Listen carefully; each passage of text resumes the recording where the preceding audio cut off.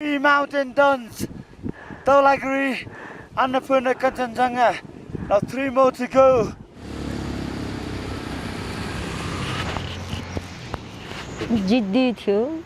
He had a stubborn nature. He would accomplish whatever he wanted or desired, whatever he thought of doing. No one could change his mind, and he would accomplish it by any means. If I asked him not to go down or climb the slope, he would definitely get across or climb it anyway. He used to hunt for crabs and hit the beehives or similar insects with his fist and bear the stings of the insects and say, I should enjoy the pain.